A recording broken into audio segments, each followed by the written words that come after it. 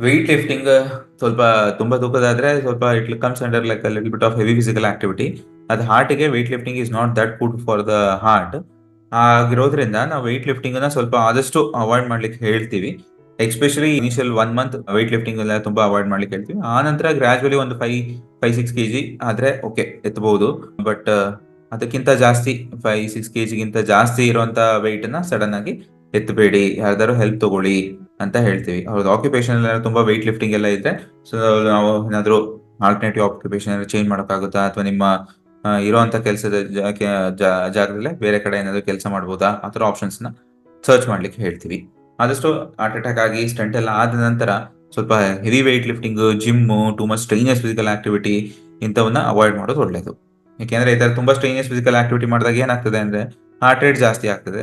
Heart rate ಜಾಸ್ತಿ ಆದಾಗ ಹಾರ್ಟ್ಗೆ more amount of oxygen requirement ಬರುತ್ತೆ.